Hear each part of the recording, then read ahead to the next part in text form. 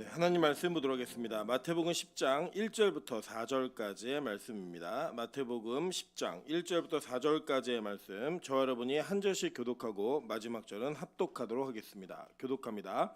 예수께서 그의 12제자를 부르사 더러운 귀신을 쫓아내며 모든 병과 모든 약한 것을 고치는 권능을 주시니라. 12사도의 이름은 이러하니 베드로라 하는 시몬을 비롯하여 그의 형제 안드레와 세베대의 아들 야고보와 그의 형제 요한, 빌립과 바돌로메, 도마와 세리마테, 알페오의 아들 야고보와 다데오, 가나나인인 시몬 및 가롯 유다 곧 예수를 판 자라. 아멘. 네, 우리 주변에 있는 분들에게 이렇게 한번 인사하도록 하겠습니다. 주일 아침에 당신 얼굴을 보니 상쾌한 것 같습니다. 네, 상쾌한 것과 상쾌한 건 다르죠. 네, 상쾌한 것 같은 게 상쾌하게 되는 그런 교회가 되길 소망합니다. 우리는 성도를 만나는 기쁨도 있지만 주님을 만나는 기쁨을 주일에 온전히 누리시고 그 은혜 속에서 우리의 모든 것들이 새롭게 되는 역사를 경험하시기를 소망합니다. 오늘은 마태복음 10장 1절부터 4절까지의 말씀을 가지고 최악에서 최고로라는 제목으로 하나님 말씀 증거하도록 하겠습니다. 예수님께서는 이 땅에 오셔서 예수님의 사역을 이루시는데 우리 예수님 한 분만으로도 충분하셨지만 예수님께서는 특별하게 12명의 제자를 선택하셨습니다. 그런데 여러분, 우리가 흔히 12명의 제자가 예수님과 3년을 넘게 동행했다 뭐 이렇게 다들 알고 계시지만 실제 신학자들의 이야기를 조금 더 깊이 살펴보면 예수님께서 공생애 하시는 그 공생애 기간 동안에 절반 정도는 그냥 제자들이라고 하는 무리들과 사역을 하셨고, 그 절반 이후부터 12제자를 택하셨다라고 하는 게 이게 정설입니다. 그러니까 실제로 그들이 훈련받은 기간은 약 18개월 정도로 보시면 됩니다. 그러니까 1년 반 정도 동안 훈련을 받는 사람들이 예수님의 사도로서 선택이 되어서 사역을 했던 것들을 성경은 우리에게 증명하면서 그 내용들을 이야기합니다.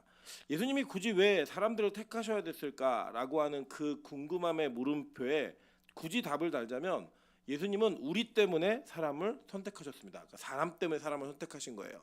예수님은 혼자서도 이 모든 사역을 이루시는데 충분하신 분이었습니다. 그럼에도 불구하고 사람들을 이 복음에 동참하게 하심으로 말미암아 복음의 능력과 권세와 그 영광이 무엇인지를 이 땅에서도 깨닫게 하시는 은혜를 하나님께서 우리에게 베푸신 겁니다. 여러분, 하나님께서는 돌들을 들어서도 영광 받으시는 분입니다. 그럼에도 불구하고 저와 여러분 같은 죄인들을 예배당에 모으셔서 하나님께 예배하게 하심으로 말미암아 우리를 통해 영광을 받으시고 그 영광을 받으시게 합당한 하나님께서 영광을 돌리고 있는 저와 여러분의 의지까지도 주장하심으로 우리를 구원의 반열로 옮기신다라는 거예요. 그래서 철저하게 예수 그리스도의 제자의 선택은 우리가 가지고 있는 능력이나 우리 안에 있는 어떤 재능에 있는 것이 아니라 하나님께서 우리를 온전하게 택하시는 은혜가 있음을 여러분 반드시 기억하셔야 됩니다. 먼저 보면 이렇게 얘기합니다. 고린도전서 1장 27절부터 31절에 이렇게 얘기하고 있습니다. 그러나 하나님께서 세상에 미련한 것들을 택하사 지혜 있는 자들을 부끄럽게 하려 하시고 세상에 약한 것들을 택하사 강한 것들을 부끄럽게 하려 하시며 하나님께서 세상에 천한 것들과 멸시받는 것들과 없는 것들을 택하사 있는 것들을 폐하려 하시나니 이는 아무 육체도 하나님 앞에서 자랑하지 못하게 하려 하심이라. 너희는 하나님으로부터 나서 그리스도 예수 안에 있고 예수는 하나님으로부터 나와서 우리에게 지혜와 의로움과 거룩함과 구원함이 되셨으니 기록된 바 자랑하는 자는 주 안에서 자랑하라 함과 같게 하려 함이라 라고 얘기합니다. 바울은 교회에 모여있는 성도들을 어떻게 얘기했냐면 미련한 것들과 약한 것들과 천한 것들, 멸시받는 것들, 없는 것들이라고 이야기했다는 거예요. 이유가 뭐냐면 그런 사람들을 모아서 하나님께서는 우리의 구원과 교회의 영광을 이루시고 그것을 통해 하나님만을 자랑하게 만드신다라는 거예요. 여러분, 이게 너무나 중요한 사실입니다. 제가 얼마 전에 예를 들어드렸지만 이런 거예요. 제가 예를 들어서 오늘부터 우리 명수 형제를 훈련시켜갖고 명수 형제가 금메달, 사격에서 금메달을 따는 거예요. 그러면 누구에게 집중하겠어요? 와, 안 보이는데 금메달을 땄어 이러면서 명수 형제가 막 집중이 되겠죠. 그 다음에 4년 뒤에는 제가 나정희 권사님을 택해서 훈련시켜서 나정희 권사님이 또 금메달을 따게 만드는 거예요. 그래서 사람은 뭐 집중하겠죠. 와, 할머니가 그걸 쏴가지고 금메달을 땄대. 집중하겠어요, 안 하겠어요? 하겠죠. 그 다음 4년 뒤에는 민하영 전사님을 택해갖고 금메달 따게 하는 거예요. 야, 저 몸치가 금메달 땄어. 집중하겠죠. 근데 여러분 보세요. 그렇게 한 번, 두 번, 세 번, 네 번 이렇게 계속 맞는 사람마다 계속 금메달 따잖아요. 세상에 누구에게 집중했어요? 그 사람들을 훈련시키고 있는 그 훈련자에게 훈련시키고 있는 조련자에게 집중한다라는 겁니다. 그러니까 무엇을 말하는 거냐면 하나님이 이 땅에서 사람을 택하셔서 사용하시면 우리는 그 사람에게 집중하는 그 집중을 우리는 당연히 하게 되어 있습니다. 그런데 한번 생각해 보세요. 그 택한 사람을 뜯어보니까 그 사람은 실제로 하나님께 사용받을 만한 재능이 없어요. 그 사람은 사용받을 만한 자격이 없어요. 그런데 하나님이 사용하시더라는 거예요. 그런데 그 일이 두 번, 세 번, 네 번 역사 속에 계속 반복이 되면 누굴 봐야 되는 거예요? 그 사람을 선택해서 만드시고 그 사람을 사용하시는 하나님이 보여야 된다는 거예요.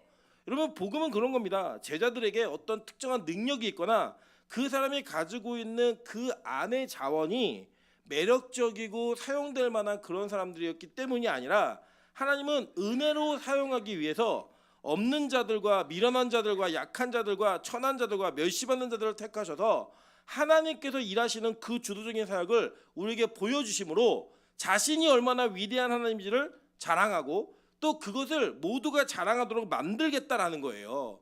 여러분 그게 복음의 방법이고 교회가 세워지는 그 원리입니다. 한번 볼까요?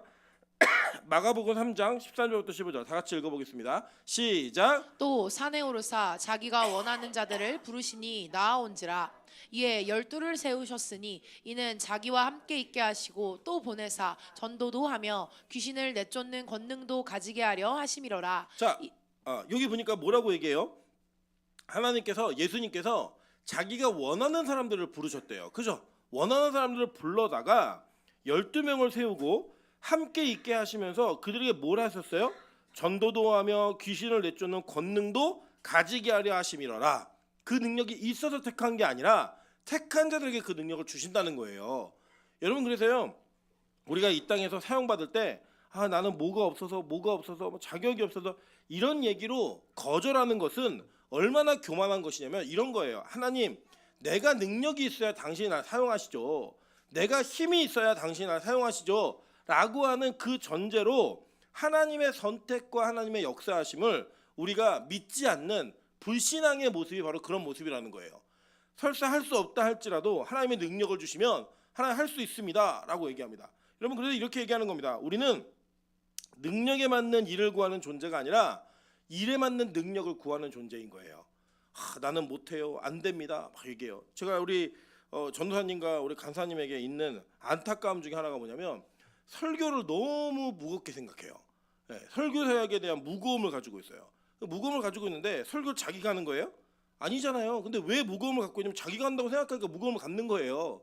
여러분 저도 옛날에는 설교가 제 힘으로 가능한 거라고 믿었습니다. 그래서 제가 열심히 뭘 하면 어떤 결과가 인풋이 있으면 아웃풋이 있다라고 생각했던 그런 전제가 항상 깔려 있었어요. 그런데 어느 날부터 그렇게 열심히 해도 열매가 없는 일들을 너무 많이 경험하게 하시는 거예요. 반면에 하나님께서 제가 뭔가 잘 준비가 되지 않았고 제가 뭔가 철저하게 완벽하다라고 생각하지 않는 설교나 그 상황 속에서 했던 그 사역들이 제가 기대하는 것 이상의 열매를 맺게 하시는 경우들을 너무나 많이 경험하게 됩니다. 그래서 여러분 되게 재밌는 게 뭐냐면 어떤 주에는 제가 설교를 잘 준비해서 오늘 설교는 다들 은혜 받을 거야 라고 생각했는데 좋은 사람이 더 많아요. 그런 날이 있고요. 어떤 날은 이거 갖고 되겠어? 도대체 나도 정리가 잘 안 되는데 어떡하지? 라고 썼는데 막 눈물이 터지고 다 은혜 받았대요. 그리고 저희 아내가 특히 그러거든요. 준비 안 한 설교에만 은혜 받아요. 저는 미치겠어요. 아주 열심히 준비를 하는데 준비한 설교는 너무 어려웠다 그러고 준비 안 한 설교는 너무 은혜가 됐다고 얘기하더라는 거예요. 여러분 저는 그런 걸 통해서 뭘 경험하면 이런 겁니다. 우리가 뭘 잘 준비했기 때문에 어떤 일이 일어나는 것이 아니라 하나님께서 역사하시면 우리의 준비 속에 더 큰 능력을 부으셔서 말 한마디 단어 하나 속에서 우리가 감당할 수 없었던 은혜를 덧입게 하시더라는 거예요. 여러분 이따가도 우리가 영상 하나 보게 될 터인데 어제 그 하늘문에서 저희 빛과 소금 교회가 하늘문 창립 기념 예배 가운데 특송을 했습니다. 특송에 청년들하고 이제 아이들이 특송을 했는데 저희 찬수하고 수아가 앞에서 갖고 찬양을 하는데 제가 그 찬양이 다 끝나고 나서 제일 많이 든 소리가 뭐냐면 아니 애들이 찬양을 하는데 자꾸 눈물이 터지더라는 거예요. 어른들이 할 때 말고요. 어른들 할 때 쏙 들어가고 애들이 할 때 눈물이 터지더라는 거예요. 준비는 어른들이 더 훨씬 열심히 했거든요. 막 그러면 어른들이 뭐라고 걱정이냐면 우리 애들이 이거 할 수 있을까? 너무 어려운데 막 이렇게 걱정해놓고 자기들은 다 틀리고 수호하고 찬수가 그 찬양을 하는데 사람들의 눈에 눈물이 터지더라는 거예요. 여러분 그게 은혜인 거고 그게 하나님이 사용하시는 방법이라는 겁니다. 여러분 그래서요 보세요. 하나님은 완벽한 자들을 사용하시는 게 아니에요. 마태복음 28장 16절부터 20절 보겠습니다. 오타의 16절부터입니다. 다 같이 읽어보겠습니다. 시작. 11 제자가 갈릴리에 가서 예수께서 지시하신 산에 이르러 예수를 배웁고 경배하나 아직도 의심하는 사람들이 있더라. 예수께서 나와 말씀하여 이르시되 하늘과 땅의 모든 권세를 내게 주셨으니 그러므로 너희는 가서 모든 민족을 제자로 삼아 아버지와 아들과 성령의 이름으로 세례를 베풀고 내가 너희에게 분부한 모든 것을 가르쳐 지키게 하라. 볼지어다 내가 세상 끝날까지 너희와 항상 함께 있으리라 하시니라. 아멘. 자, 이 마태복음 28장의 장면은 어떤 배경을 가지고 있는 거냐면 예수님이 죽으셨다가 부활하신 이후에 제자들을 다시 만나서 그들에게 하시는 명령이 나오는 장면이에요. 지상 명령이라고 해서 이거 선교단체들이 이거 다 외웁니다. 그래서 뭐 CCC나 IVF나 뭐 예전단이나 이거 못 외우는 선교단체 출신은 정말 선교단체를 열심히 안 했든지 아니 머리가 진짜 나쁜 거예요. 이거 다 외워요. 그럼 여기 보시면 놀라운 사실이 뭐냐면요. 제자들 가운데 예수님의 부활을 본 자들 가운데 아직도 의심하는 사람들이 있었다라는 거예요. 이거 충격적이지 않으십니까? 적어도 예수님의 부활을 보고 예수님의 그 부활을 전하는 데 있어서 제자들의 역할과 그들의 마음의 상태가 어때야지 된다고 생각하냐면 우리는 우와 예수님 살아나셨어. 이거 진짜네. 그리고 확신해가지고 나가서 전하는 그런 모습을 상상하시잖아요. 근데 예수님의 부활을 보고도 이 사람들이 뭐 했대요? 아직도 의심하는 사람들이 있더라라고 얘기하는 거예요. 그런데 그 의심하는 사람들에게 하나님께서 지상대 명령을 주셨다라는 거예요. 예수님이. 여러분 왜 그랬을까요? 그 사람이 가지고 있는 믿음의 확신이 일을 하는 게 아니라 하나님이 선택하고 부으시는 능력이 일을 하기 때문에 그 사람들의 의심과 하나님의 사역은 아무 상관이 없었다라는 거예요. 하나님은 그런 분이시라는 겁니다. 이게 너무나 중요한 사실이에요. 제가 계속 증명해 드릴게요. 자, 이 사건 속에서 우리가 경험해야 될 게 뭐냐면 그들이 확신을 가졌던 데 언제냐면 성령의 강림이 있는 오순절 다락방 사건 이후에요. 이들이 그 이후에도 예수님의 부활을 힘있게 나가서 전하지 못했다고요. 그러니까 의심하는 자나 의심하지 않는 자나 모든 사실을 다 알고 있음에도 불구하고 그들의 입 밖으로 복음을 내는 일이 익숙했다 익숙하지 않았다.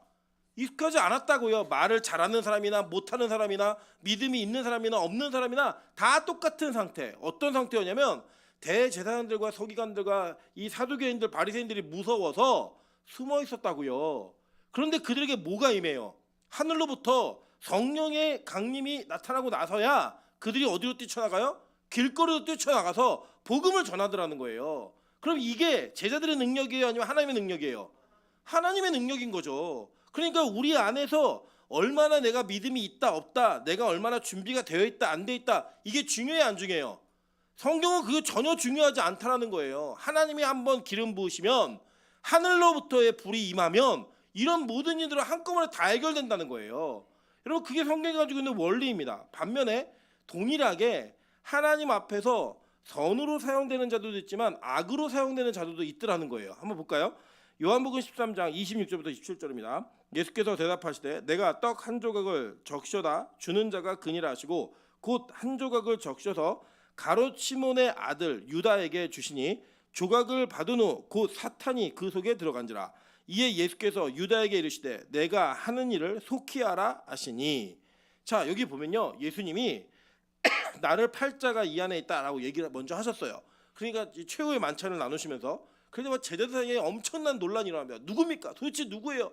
베드로는 요한한테 야 물어봐 막 얘기해서 물어요. 납니까? 나예요? 다 물었어요. 물었을 때 예수님이 그 얘기 하시자마자 떡 한 조각을 저기 가룟 유다에게 주시면서 야 너 할 일 해라고 얘기했어요. 가룟 유다가 그걸 받아서 나가서 예수 팔러 간 거예요.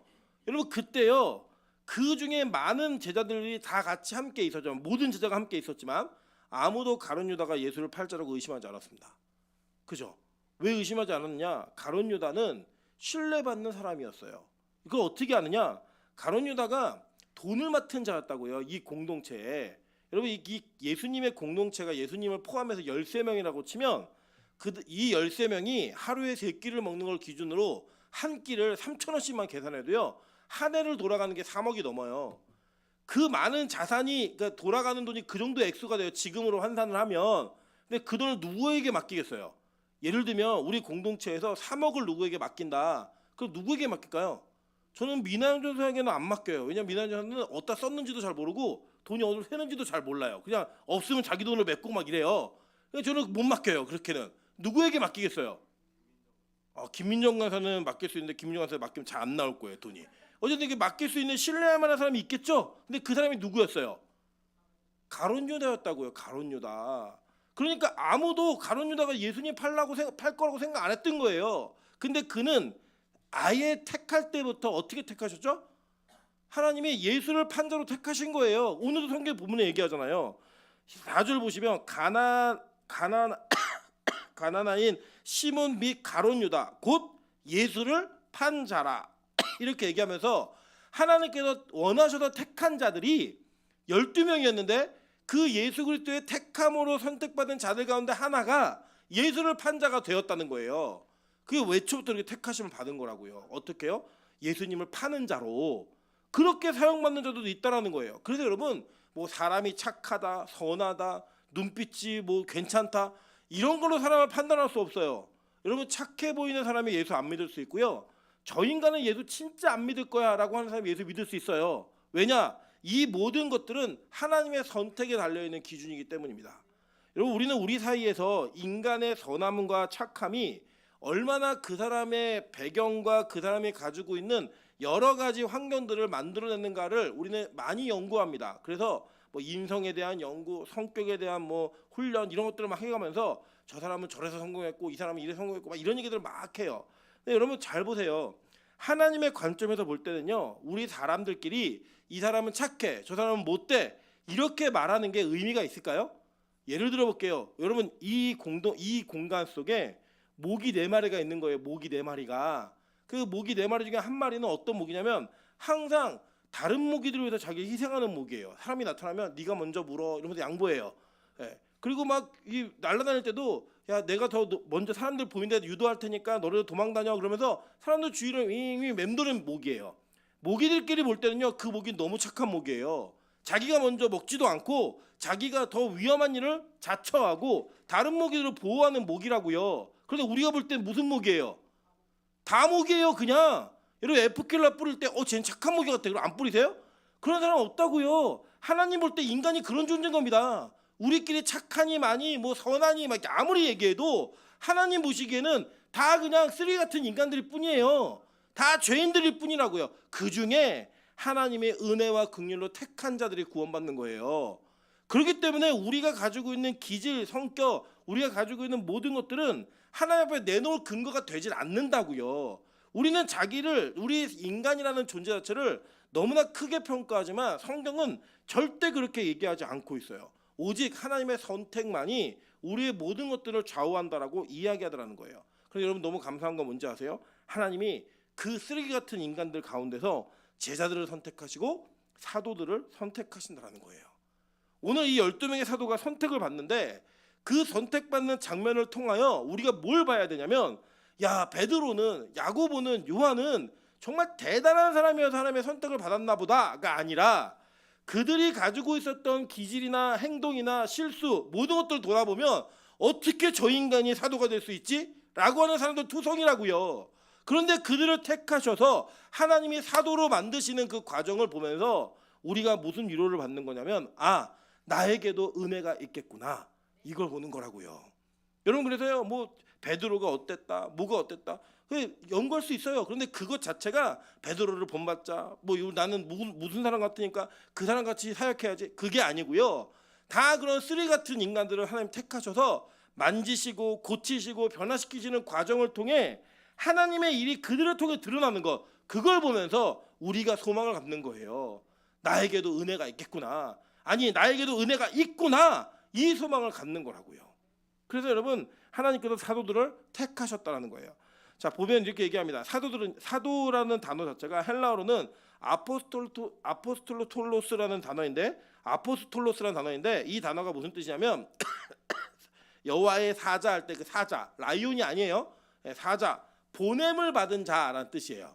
그러니까 보냄을 받았다라는 겁니다. 자기 스스로 가는 게 아니라 하나님으로부터 보냄을 받아서 움직이는 사람들을 사도라고 얘기하는 겁니다. 한번 볼게요. 마가복음 6장 30절 다 같이 읽어보겠습니다. 시작. 사도들이 예수께 모여 자기들이 행한 것과 가르친 것을 낱낱이 고하니. 자, 그래서 사도들의 조건 중에 하나가 뭐냐면 예수님의 사역을 직접적으로 경험하고 본 사람들을 사도라고 이야기하는 거예요. 그러니까 지금은 사도가 있어요, 없어요? 없어요. 물론 바울처럼 하나님께서 천국으로 바울을 끌어올리셔가지고 예수님께 직접 그 복음의 내용을 들었던 후기에 예수님과 함께 있지 않았지만 예수님과 동시대를 살았던 사도도 있어요. 그런데 이 사도를 제외한, 이 바울을 제외한 모든 사도들은 다 예수님과 함께 동거동락하며 18개월 이상 훈련을 받은 사람들이에요. 이 사람들이 다 사도라고요. 물론 이 18개월이라고 하는 건 사도로 택하신 게 18개월이고 그 전에는 제자들이라는 명목으로 많은 무리가 같이 다녔어요. 그 다녔으니까 이제 3년이라는 얘기가 틀린 얘기는 아니지만 사도로 선택하신 장면은 그런 포인트가 있다라는 말씀을 드린 거예요. 그렇게 선택받은 자들이 하나님께 보내심을 받아 그 사도가 되는 자격 속에는 반드시 그 예수님과 함께했던 사역, 즉 예수님께 직접 배웠던 경험들을 이야기하고 그것이 나누어져야지만 사도라고 호칭을 부를 수 있는 거예요. 그래서 지금 이 시대에 신사도 운동이라 그래가지고 자기들끼리 너는 사도야 선지자야 막 얘기하는 거 다 잘못된 거예요. 성경이 그걸 말하지 않아요. 성경은 진짜 사도는 예수님과 함께 동행하며 예수님께 가르침을 직접 받은 사람들을 사도라고 부르는 겁니다. 자, 보세요. 밝음의 그 제자들을 부르사, 누가복음 6장 13절이에요. 밝음의 그 제자들을 부르사 그 중에서 12를 택하여 사도라 칭하셨으니 라고 얘기하죠. 그러니까 제자들 가운데 특별한 사람들을 선택하신 거라고요. 모든 제자가 다 사도가 아니고. 자, 그러면 이 사도의 책무와 직임이 뭔가 한번 볼게요. 사도행전 1장 22절부터 26절 한번 보겠습니다. 항상 우리와 함께 다니던 사람 중에 하나를 세워 우리와 더불어 예수께서 부활하심을 증언할 사람이 되게 하여야 하리라 하거늘 얘기했어요. 자, 이게 무슨 뜻이냐면 지금 12사도가 있었는데 이 12사도 중에 한 사도가 죽었어요. 빠졌어요. 누가 죽었죠? 가룟 유다가 죽었잖아요. 자살해서. 죽은 이후에 11명이라고 하는 그 사도의 숫자를 그대로 두지 않고 한 사람을 채워요. 그게 마띠아예요. 제비를 뽑아 채우는데 이 제비를 뽑아 채우는 그 과정 속에서 그냥 아무나 다 제비 뽑아가 아니었어요. 조건이 있었다고요. 뭐냐? 우리와 함께 다니던 사람 중에 하나를 세워 우리와 더불어 예수께서 부활하심을 증언할 사람이 되게 하여야 하리라. 예수의 부활을 증언해야 되고 또 이 제자들과 함께 다녔던 사도들과 함께 다녔던 사람인 거에 이어야만 뽑을 수 있었던 거예요. 자, 보세요. 그래서 두 사람을 세웠는데 하나는 바사바라고 하고 별명은 유스도라는 요셉이요, 하나는 마띠아라. 그들이 기도하여 이르되 뭇 사람의 마음을 아시는 주여 이 두 사람 중에 누가 주님께 택하신 바 되어 봉사와 및 사도의 직무를 대신할 자인지를 보이시옵소서라고 얘기했어요.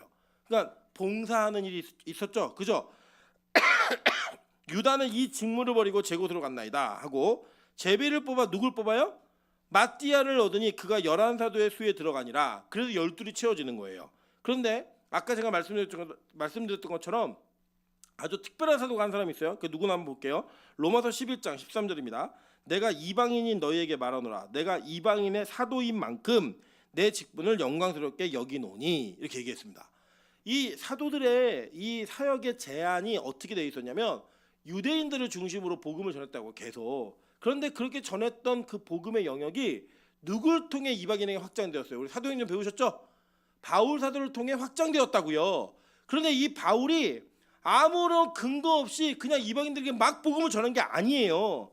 그는 그 자신의 회심이 일어난 이후에 약 10년 정도의 시간 동안에 자기 혼자 아라비아에서 예수님께 직접 이 복음을 배웠다고요. 그래서 뭐라고 증언하냐면 이거 사람한테 배운 거 아니야. 누굴 만나서 사사받은 것도 아니고 나 예수님께 직접 배웠어 라고 얘기했다고요. 그 방법과 내용은 우리가 정확히 알지 못해요. 정확히 얘기하지 않으니까. 다만 힌트를 찾는다면 바울이 간증을 하면서 무슨 간증하냐면 내가 삼층천에 다녀왔다라고 얘기합니다. 삼층천이 어디예요?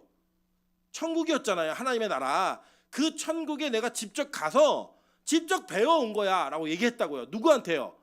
예수님에게. 그 얘기를 했기 때문에 그는 사도가 될 수 있었던 거예요. 이 사도들은 뭘 하게 됐느냐 한번 볼게요. 마태복음 19장 28절입니다.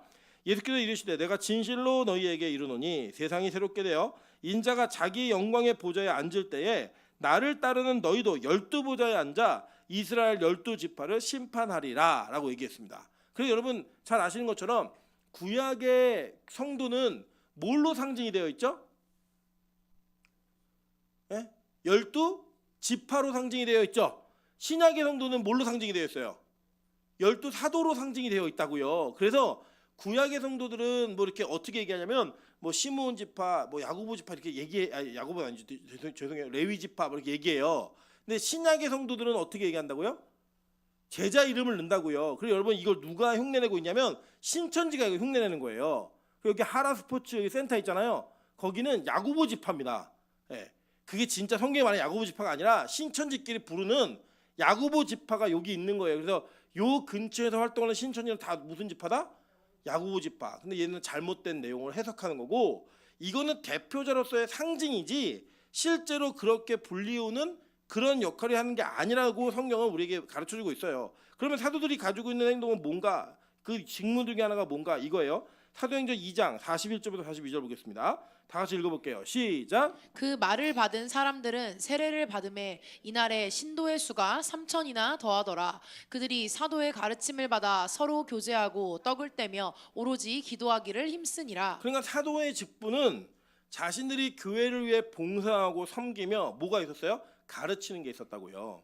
그러니까 사도들을 통해서 교회가 세워진 거예요. 그래서 예수님께서 베드로에게 뭐라고 말씀하셨죠? 반석 위에 내가 교회를 세우겠다라고 얘기하시죠. 베드로가 반석이란 뜻이에요. 이름 자체가.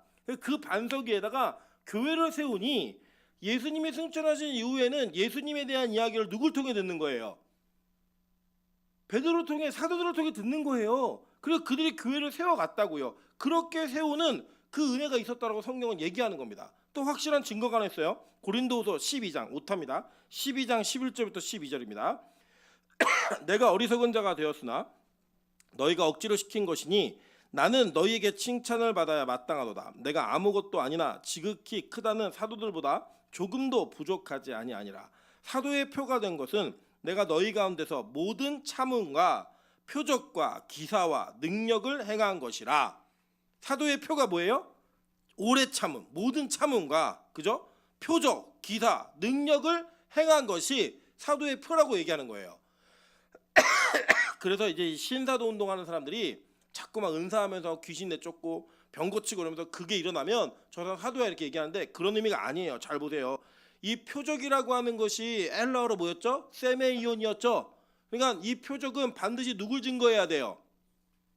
예수를 증거하는 거라고요. 그러니까 어떤 기적이 누군가에게 자꾸 일어나서 그 사람이 사도가 되는 게 아니라 그 표적을 통해 예수를 가장 잘 증거하고 가장 잘 소개하는 자가 사도라고요. 그러니까 여러분 이런 의미로 가져가면 지금 이 시대에는 사도가 있어요, 없어요? 없어요. 사도는 이때 끝났다고요. 사도라는 직분은. 지금은 교회에 어떤 직분이 있는 거예요? 목사, 집사, 장로 이런 직분들 하나님 주셔서 그 직분을 통해 섬기게 하는 일들을 하게 하시는 거예요. 그래서 여러분 이게 그 은사주의자들에게 현혹되지 말라고 말씀드리는 거예요. 자꾸 뭐 귀신 쫓고 능력행하고 이래야지만 뭐 교회가 제대로 된 것처럼 아닙니다. 그거는 얼마든지 일어날 수 있는 일이고 얼마든지 싸워 이길 수 있는 일인데 그걸 교회가 추구하는 공동체가 아니라고요. 우리의 진짜 추구함이 뭐냐면 우리의 죄 문제 해결이에요. 죄 문제 해결. 그 죄 문제를 해결하는 과정 가운데 그런 일이 있을 수 있죠. 그런데 그것 자체가 목적이 아니라고요. 보세요. 이 사도들은 어떤 자들이었냐면 제자 중에서 택함 받은 자들이었다고 얘기했죠. 아까 그 제자들이 어떻게 택함을 받았고 어떤 존재가 되었는지 한번 보겠습니다. 요한복음 6장 66절부터 69절입니다. 그때부터 그의 제자 중에서 많은 사람이 떠나가고 다시 그와 함께 다니지 아니하더라. 예수께서 12제자에게 이르시되 너희도 가려느냐? 시몬 베드로가 대답하되 주여 영생의 말씀이 주께 있사오니 우리가 누구에게로 가오리이까? 우리가 주는 하나님의 거룩하신 자이신 줄 믿고 알았사옵나이다라고 얘기해요. 예수님이 내가 생명의 떡이야, 내가 참 음료야, 이 얘기를 전하셨더니 오병이어의 기적을 통해 떡을 먹고 배불렀던 그 수많은 군중, 남자만 5천 명이었던 그 군중이요, 다 떠나고 몇 명 남았어요? 12명 남았다고요. 12명. 그 12명이 예수님의 그 복음을 이어가는 영생에 발을 디딘 거예요. 그 중에 하나는 마귀였어요. 가룟 유다. 그 남은 자들 중에서도. 그러니까 여러분, 이게 얼마나 이 복음 안에서 하나님의 방법과 하나님의 선택에 의한 은혜가 아니면 이걸 어떻게 감당했겠냐고요. 여러분 생각해 보세요. 우리는 이런 겁니다. 우리는요, 어떤 존재들이냐면 시험 문제를 써놓고도 답을 써놓고도 나는 정답을 했는데 나만 정답을 써놓고 다들 다른 정답을 선택했다고 말을 하면요, 불안해지는 게 우리 인간이에요. 왜냐면 옷을 입고 나와도요, 여러분이 옷은 입은 옷이 오늘 주변에 있는 사람들과 조금 안 어울린 것 같으면 그 옷 때문에 창피함을 느끼는 게 우리라고요. 근데 예수님이 택함 받은 이 사람들은 어떤 존재들이었냐? 이 땅에서 주목받지 못한 사람들이었는데 택함을 받음으로 말미암아 희한한 주목을 받기 시작했어요. 미친 애들이네, 정신 나갔네, 이거 이상한 애들 아니야? 그런 비난과 조롱을 받는 존재가 되었다고요. 그런데 그 존재가 된 그 상황을 누가 견디겠냐고요. 여러분 힘, 우리 힘으로 못 견뎌요. 그거를 어떻게 견디느냐? 하나님이 우리에게 은혜를 주셔서 견디는 거예요. 하나님이 우리를 선택하셔서 포기하지 않으시기 때문에 그걸 견디는 거라고요. 여러분, 그 견딤이 그들에게 있었기 때문에 그들을 사도라고 부르는 겁니다. 근데 잘 보세요. 이 사람들이 원래부터 이런 존재들이었냐? 성경 아니라고 얘기해요. 그럼 어떻게 택함받은 존재들인가 한번 볼게요. 자, 요한복음 1장 35절부터 37절, 40절부터 42절 보겠습니다. 자, 볼게요. 또 이튿날 요한이 자기 제자 중 두 사람과 함께 섰다가 예수께서 건의심을 보고 말하되 보라, 하나님의 어린 양이로다. 두 제자가 그의 말을 듣고 예수를 따르거늘, 이렇게 얘기해요. 그러니까 이 성경에서는 이 제자 중에 이름 한 사람만 소개해요. 안드레라고 한 사람만 소개를 하는데 대부분의 학자들이 요한이 같이 두 사람 중에 둘 중에 한 사람은 요한이었다고 이게 예측을 합니다. 왜냐하면 이게 둘이 같이 있었다고 보는 게 맞아요. 그런데 잘 보세요. 이 사람들이 원래 누구의 제자였어요? 그러니까 여기 보면 또 이튿날 요한이라고 할 때 그 요한 무슨 요한이에요? 세례 요한이라고요. 그러니까 원래는 세례 요한이었는데 세례 요한의 제자였는데 세례 요한이 예수님을 보고 보라, 세상죄를 지고 가는 어린 양이야, 하나님의 어린 양이야라고 얘기했더니 그 다음날 바로 갈아탔어요. 예, 이거 보면은 어떤 장면이냐면, 자 보세요. 이 당시에는 스승과 제자라고 하는 그 관계성이 지금처럼 저 학원이 더 잘 가르치네 싹 옮기고 이런 게 아니에요. 제자 공동체는 이 사람들은 제자들은 스승이 가지고 있는 사상을 그대로 물려받아 이 스승이 가르치고 행동하는 걸 그대로 답습하고자 하는 사람들이 그를 따르는 거였다고요. 그러니까 이 노선을 갈아타는 건 상당히 부담감을 안아야 되는 일인 거예요. 뭐냐, 배신자라는 낙오가 찍힐 수도 있고요. 어떻게 그럴 수 있어? 라고 비난받을 만한 충분한 여지가 있는 그런 행동이었다고요. 그런데 이 사람들이 어디서 캐스팅이 됐냐면 하나님이 그냥 길거리 캐스팅을 했는데 다른 소속사에 있는 애를 그냥 데리고 온 거예요, 예수님이. 그리고 자기 자발적으로 왔어요. 이 두 사람이 예수님을 찾아 만나보고 그들이 누구를 알아봤냐? 예수님이 메시아라는 걸 알아봤습니다. 한번 볼까요? 40절부터 42절에 요한의 말을 듣고 예수를 따르는 두 사람 중에 하나는 시몬 베드로의 형제 안드레라. 그러니까 시몬 베드로하고 안드레는 무슨 사이예요? 형제 사이. 그죠? 안드레가 있었고 그가 먼저 자기 형제 시몬을 찾아 말하되 우리가 메시아를 만났다 하고 라고 얘기해요. 메시아는 번역하면 그리스도라. 데리고 예수께로 오니 예수께서 보시고 이르시되 내가 요한의 아들 시몬이 장차 게바라 하리라 하시니라. 게바는 번역하면 베드로라 얘기하죠. 자, 그러니까 보세요. 안드레하고 요한이 세례 요한의 제자였는데 이 제자였던 두 사람이 세례 요한의 얘기를 듣고 예수님의 제자로 갈아탔어요. 그죠? 그래서 갈아탔는데 그 중에 안드레가 자기 형제인 베드로를 만나가지고 뭐라고 얘기냐면 야, 내가 메시아 만났어. 그랬더니 베드로가 이 두 사람을 따라서 예수를 만나러 간 거예요. 그래서 지금 제자가 되고 있는 거예요. 자, 한번 보세요. 지금 이게 뭐냐면 이게 이해하고 들으세요. 이게 다단계가 이루어지고 있는 거예요. 지금 예수님의 제자들 다단계로 뻗쳐가는데 여러분 다단계는 주로 어떤 사람들이 쏙 빠지게 되냐면 귀가 얇은 사람들이 빠져요. 그죠? 여러분 생각해 보실까요? 지금 이 시대가 예수님이라는 분을 메시아로 받아들이는 걸 되게 어려워했어요. 그래서 시대가 예수님을 메시아라고 하는 예수를 잡아다가 십자가에 못 박아 죽여버렸다고요. 그리고 바울도 계속 다니면서 야 너희들이 기다리던 그 메시아가 바로 예수야 이 얘기할 때마다 돌에 맞고 쫓기고 핍박당했다고요. 맞죠? 그러니까 이거는 되게 위험부담감이 큰 결정이에요. 그러니까 쉽게 결정할 수 있는 게 아니라고요. 그런데 이 사람들이 꼬리를 물고 계속 연결해갖고 계속 데려가는 거예요. 인간적으로 볼게요. 이 사람들이 지조가 있고 신념이 있고 고집이 있는 사람들이었을까요? 아니에요. 그냥 여기서 뭐 좋은 거 있다 그러면 우르르 가고 저거 좋다 그러면 우르르 가는 그런 존재들이었다고요. 그러니까 얘네들이 헷갈리는 거예요. 맨날 어떻게 헷갈리느냐, 예수님을 따라다니면서도 쓸데없는 거 갖고 싸우고 예수님이 십자가에 돌아가시고 나서 다 도망갔어요. 이따 배울 거지만 다 도망갔다고요. 신념 있게 나 예수를 위해 죽을 거야 이런 존재 없어요. 베드로도 내가 죽을 겁니다 라고 얘기했다가 어떻게 해요? 3번 부인하고 닭소리 듣고 회개하잖아요. 그런 사람들이었다고요. 얘네가요 또 뭐 하나 한번 볼게요. 보면 요한복음 14장 요한복음 1장 43절부터 49절입니다. 이튿날 예수께서 갈릴리로 나가려 하시다가 빌립을 만나 이르시되 나를 따르라 하시니 빌립은 안드레와 베드로와 한 동네 베세다 사람이라. 빌립이 이렇게 얘기해요. 자, 그러니까 보니까 예수님이 또 가시다가 누굴 만나요? 빌립을 만났죠. 빌립 너 따라와 라고 얘기했는데 빌립은 안드레하고 베드로하고 한 동네 사람이래요. 그죠? 이 한 동네가 어디냐? 베세다예요. 베세다라는 뜻이 뭐냐면 물고기의 집이라는 뜻이에요. 그러니까 이 안드레, 빌립, 베드로, 야고보, 요한 이 5사람의 직업이 뭘까요? 어부일 가능성이 큰 거예요. 그래서 성경에 기록된 어부는 4명인데 실제로는 7명까지도 봐요. 예수님 제자 가운데. 왜냐? 다 갈릴리 출신이었어요.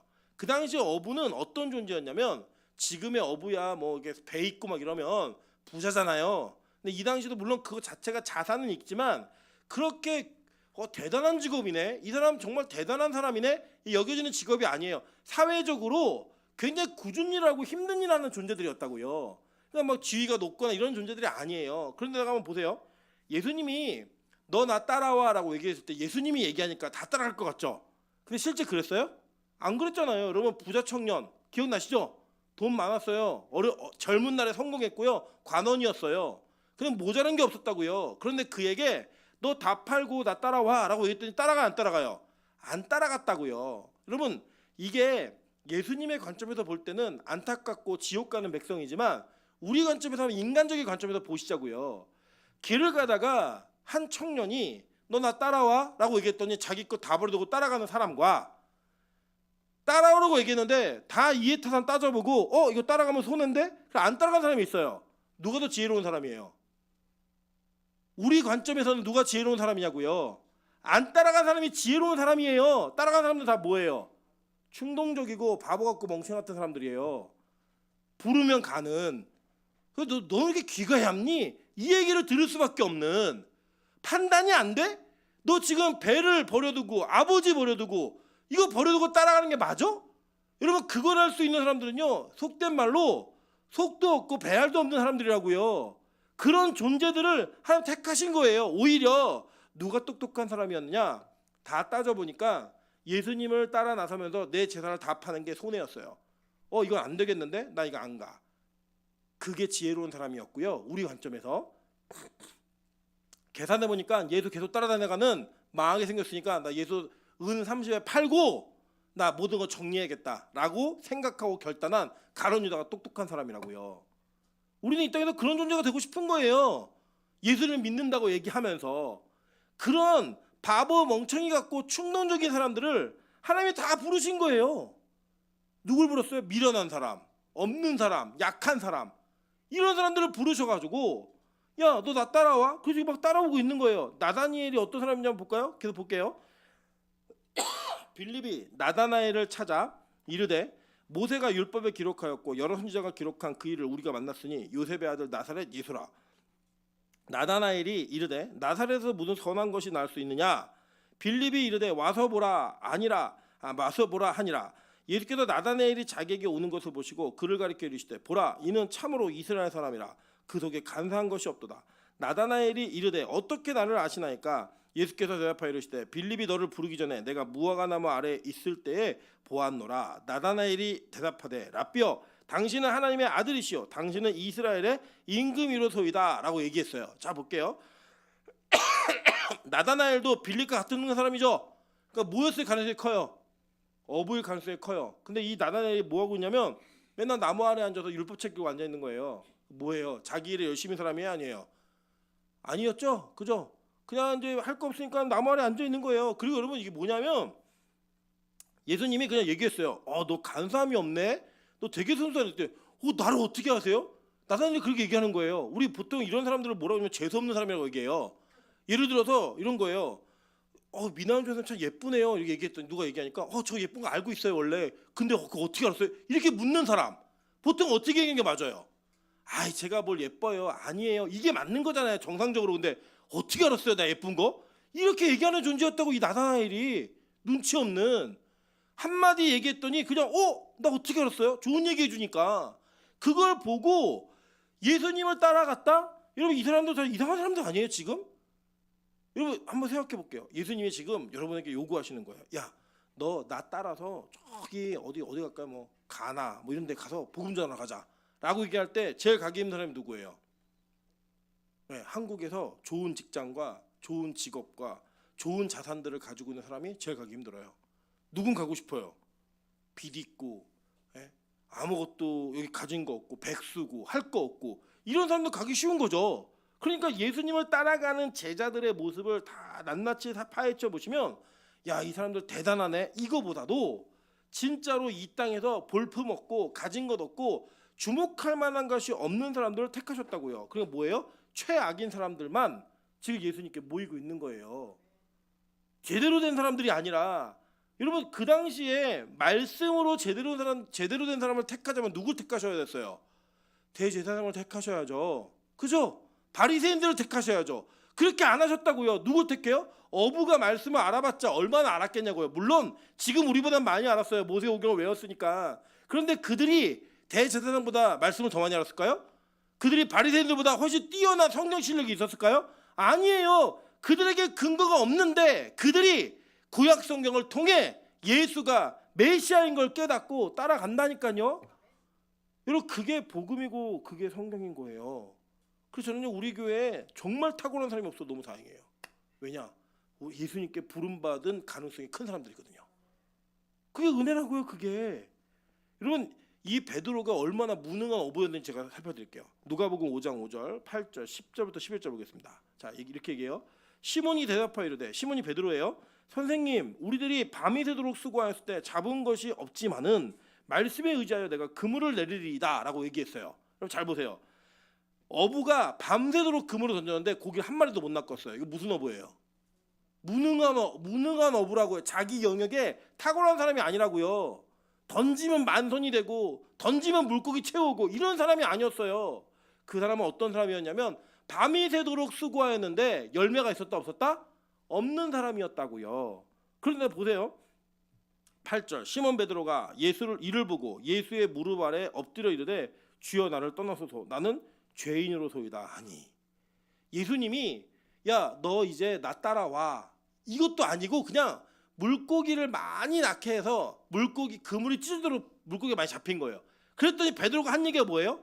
와서 무릎 꿇고 주님 저는 죄인입니다 이 얘기한다고요. 여러분 이거 잘 보세요. 요한복음에 보면 베드로가 이미 예수님을 만난 적이 있어요 없어요?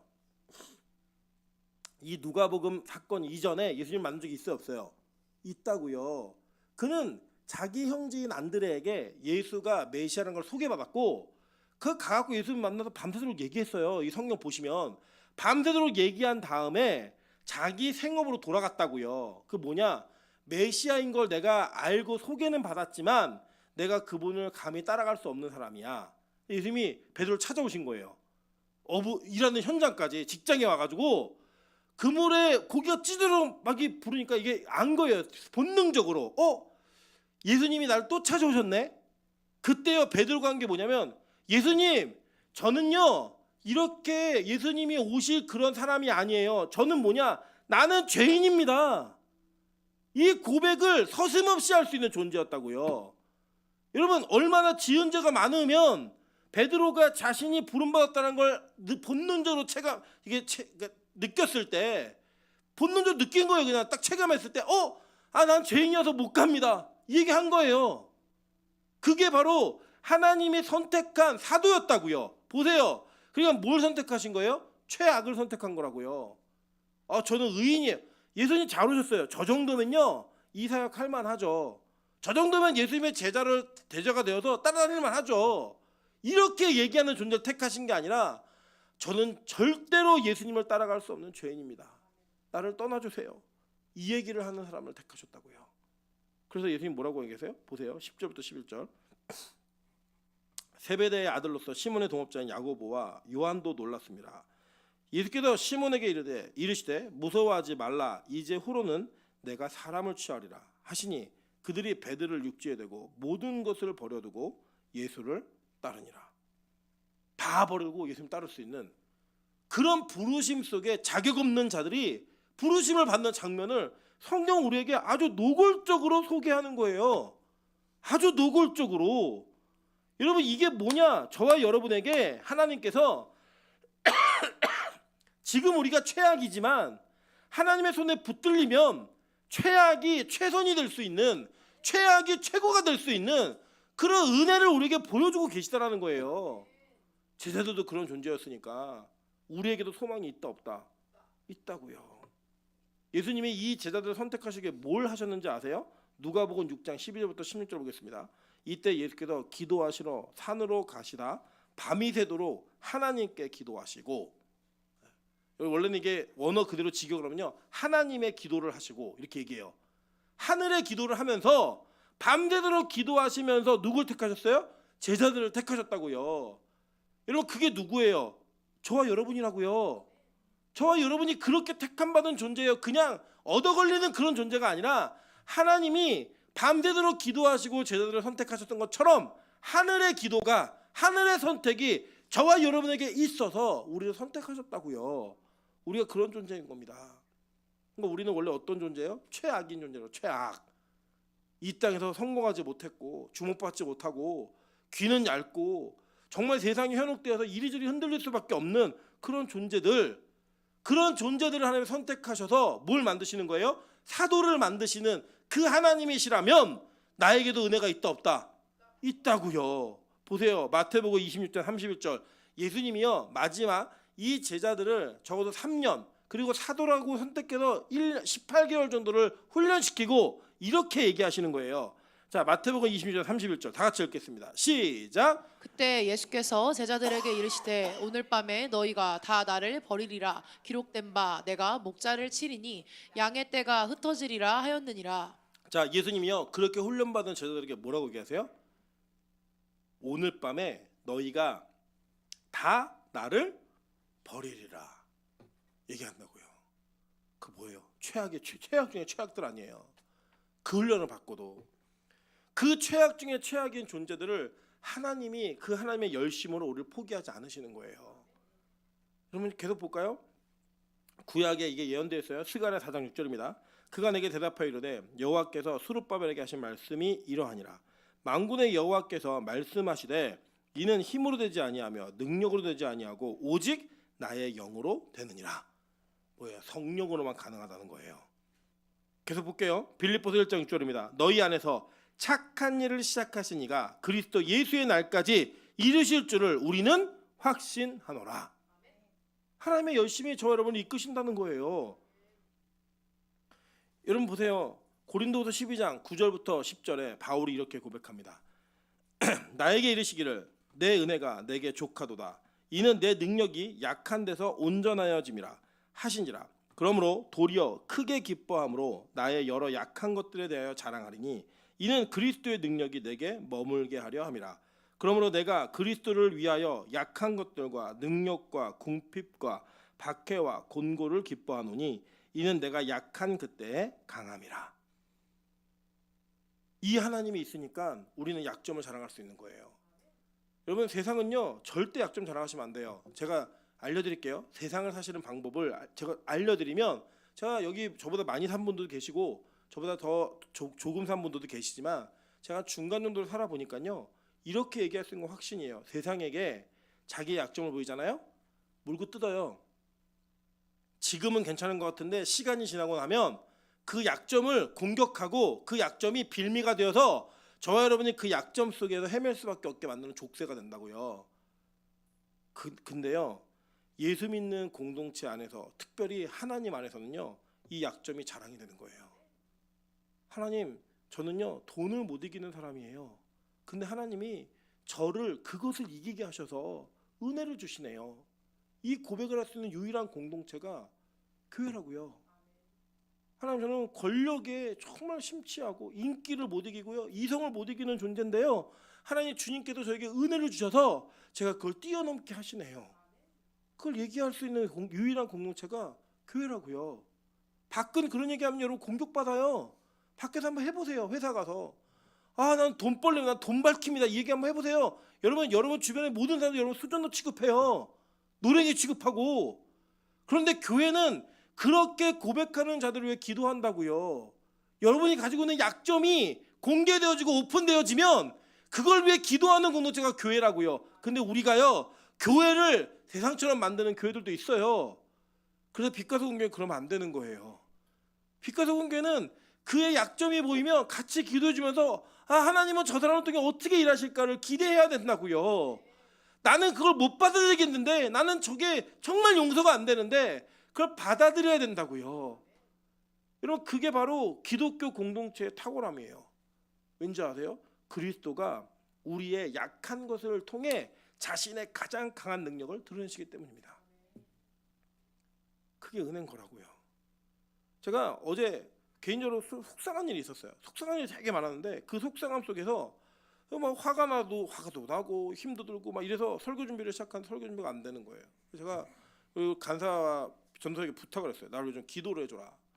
그리고 이 설교 준비를 하는데 이 설교 준비 속에 그 문제에 대한 답이 나오는 거예요. 나는 못하겠는데 하나님이 야 내가 착한 일을 시작했고 내가 예수를 날까지 이룰 거야. 네가 뭐라고. 닥쳐. 네. 그게 그냥 순종이 되더라고요. 그럴 수밖에 없는 거예요. 왜요? 약점은 우리 모두가 다 가지고 있잖아요. 약점이 없는 존재가 어디 있어요? 근데 그 약점을 통해 하나님이 일하시겠다는 거예요. 저는 우리 빛과 소금 교회가 약점이 없는 교회라고 생각하지 않아요. 그런데 그 약점이 있는 그 약점을 통하여 하나님이 일하실 거라고요. 그걸 믿는 거예요. 여러분 자신이 가지고 있는 약점 때문에 열등감을 느끼고 그 열등감 때문에 맨날 싸우고 그 열등감 속에서 무너지고 하지 마시라고요. 하나님이 알고 택하셨어요. 알고 부르셨다고요. 왜요? 자신의 능력을 나타내기 위해 그 약점을 뛰어넘게 하시는 그 하나님의 능력이 있으니까 그걸 믿는 거예요. 저는 우리 빛과 소금 교회가 이걸 믿고 나가는 교회 되길 소망합니다. 그렇게 걸어갈 수 있는 교회만 된다면 하나님이 최악인 인간들을 부르셨는데 그 최악인 인간인 그 우리들 속에서 하나님의 열심으로 최고로 만드시는 하나님의 일꾼들을 만들어내실 거예요. 저 우리 빛과 소금 교회가 그 일을 하는 교회가 되기를 소망하고 그리스도의 이름으로 예수의 이름으로 축원합니다. 같이 한번 우리 찬양으로 기도하며 나아가도록 하겠습니다.